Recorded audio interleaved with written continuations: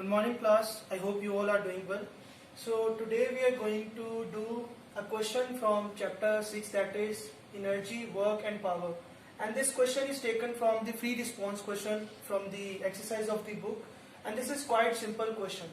So before we start, so we must know the basic ideas about energy, work and power and all the relevant formulas. Then we will be able to understand this problem. So the statement of the problem states that the energy input and the useful energy output for 5 power stations were measured. The results are listed below.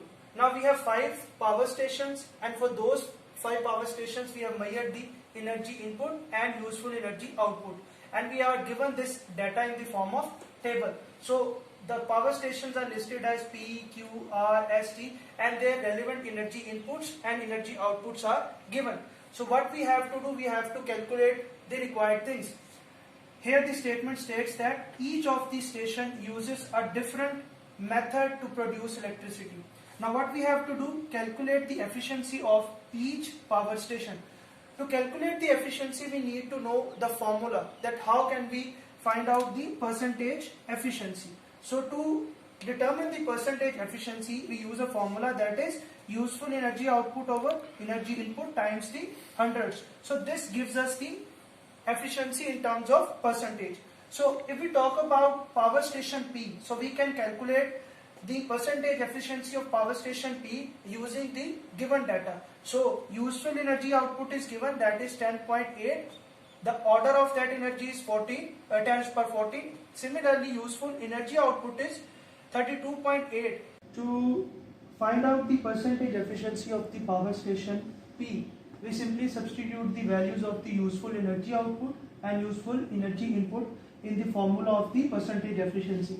We substitute the value, we solve it, and we get the percentage efficiency of the power station P, which is 30%. Similarly, for power station Q, we have the given data, we'll simply substitute the values and we get the result, that is 11%. Similarly, for efficiency for power station R, you have to find out the data which is given in the table, useful energy output and useful energy input, substitute in the same formula and we solve it to get the percentage efficiency, that is 40%. Similarly, for power station S, we substitute the values of the energy input and output, we get the efficiency 36%. Similarly, for power station T, we get the percentage efficiency 20%. So this is how we use the data given in the table and use the formula of the percentage efficiency and calculated all the percentage efficiencies of the power stations given in the table, that is P, Q, R, S and T, and the values are 30%, 11%, 40%, 36% and 20%.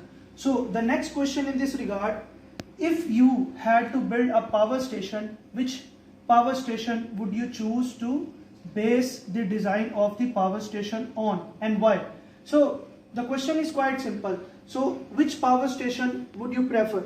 So it depends upon the percentage efficiency. The power station which is giving us the maximum percentage efficiency will prefer that power station. So here we see the power station R is giving us the maximum percentage efficiency. So obviously we'll prefer power station R in this regard. So it would be power station R as it has greater efficiency than rest of the power stations. Similarly, the last thing in this question, what is the power generated by power station S? So the percentage efficiency is given for the power station S, that is 36%, and similarly we have the useful energy output.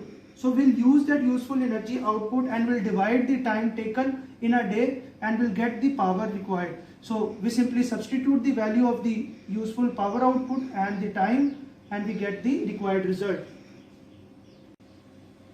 So students, it is another question from free response question from the section C, and this question is very simple. So first we read the statement and then we try to understand the answer of this question. So statement is, a bowling ball and a tennis ball were dropped in a vacuum at the same time. So the first question is the ratio of the kinetic energy they possess as they fall constant or variable? Now in this statement we are given two balls. One is a bowling ball and the other one is the tennis ball. Both of these balls are dropped in a vacuum at the same time. So the asked question is, the ratio of their kinetic energy would be constant or variable? Answer is quite simple. As they are dropped at the same time, so the ratio of the kinetic energy for both the objects is constant, because they would gain the velocity at the same time, because they have been dropped at the same time. Similarly, the next question is, suppose the two balls were dropped in air from a helicopter flying high above ground and allowed to reach the terminal velocity. Would the ratio of their kinetic energies be constant? Explain your answer. Now, in the previous case, the balls were dropped in a vacuum. But in this particular case, the balls are dropped in air. So obviously, their masses would vary the kinetic energy or the terminal velocity they would gain over the period of some time. So the bowling ball has the greater air resistance than the tennis ball because of its greater mass and hence the greater weight. So it will reach the terminal velocity before tennis ball. The ratios of the kinetic energy would be different.